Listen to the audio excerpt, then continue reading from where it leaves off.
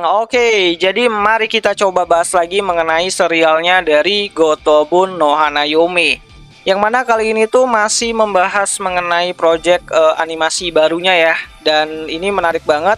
Yang mana katanya storynya itu sendiri akan mengambil cerita yang belum sempat diadaptasikan di dalam animenya itu sendiri. So, jadi pertanyaannya itu adalah apakah ini bakalan jadi season ketiganya atau bukan? Yuk, mari kita coba bahas.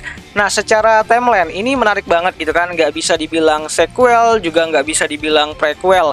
Apalagi set story, yang mana jelas-jelas gitu kan, storynya itu sendiri tuh masih mengambil dalam cerita utamanya itu sendiri, atau main story-nya.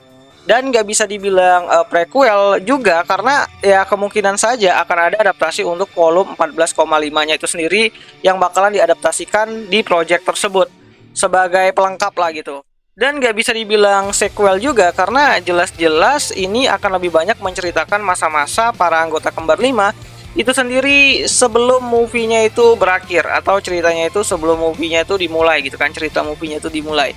Jadi penyebutan untuk season 3-nya itu sendiri tuh agak kurang pas lah menurutku.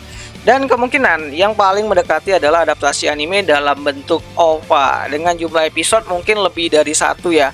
Karena kemungkinan besar ceritanya akan mengambil isi dari chapter ke-91 sampai dengan chapter ke-96 dari adaptasi manganya itu sendiri, dan bisa saja 6 chapter itu akan memiliki format 2 atau 3 episode OVA dengan adaptasi ya 2 chapter dalam satu episode gitu kan.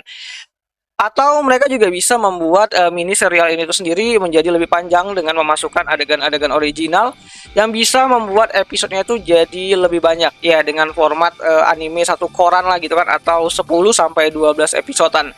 Tapi menurutku sendiri hal yang paling realistis adalah menjadikan serialnya Gotobun no Hanayome ini tuh menjadi episode OVA, karena sebelumnya tuh belum ada tuh episode OVA untuk serialnya Gotobun, seingatku gitu kan. Ya, jadi bagaimana menurut kalian? Apakah project animasi barunya itu sendiri akan berbentuk OVA atau mungkin ONA juga secara eksklusif di beberapa platform? Jadi itu menarik banget sih gitu kan.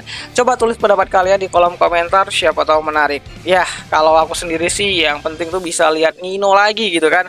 So, jadi itu sajalah dulu mengenai video kali ini, dan sampai jumpa di video selanjutnya. Jani.